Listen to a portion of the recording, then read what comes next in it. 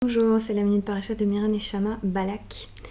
Dans cette lecture de la paracha Balak, je voudrais nous proposer de regarder le personnage de Bilham, non pas comme un autre, non pas comme un étranger, mais comme le font les maîtres chassidiques, comme une invitation à regarder l'autre, autrui, et spécialement en particulier l'ennemi, comme une autre partie de nous-mêmes, comme un autre personnage, un caractère à l'intérieur de nous-mêmes, comme on l'a fait pour Pharaon.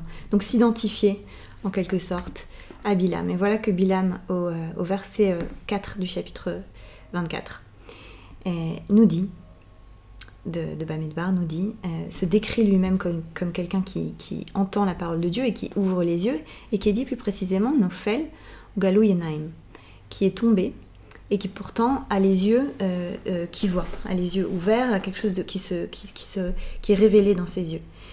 Alors Rashi interprète cette notion de néphila, de chute, comme quelque chose de très concret. Et moi je voudrais proposer une lecture plus symbolique de la néphila comme nos chutes à nous, la dépression, la tristesse, nos erreurs, etc.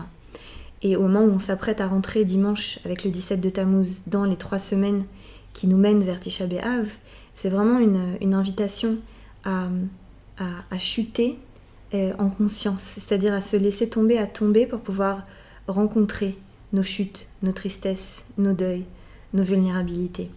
Et c'est là que la chute devient vraiment une opportunité pour se relever, comme le répètent si souvent les maîtres chassidiques.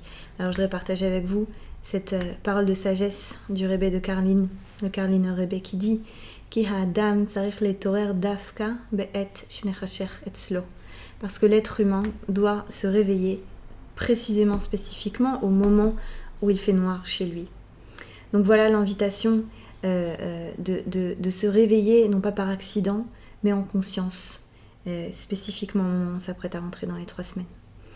C'était la minute paracha de Mira Neshama. N'hésitez pas à liker, à partager, à commenter. Shabbat Shalom.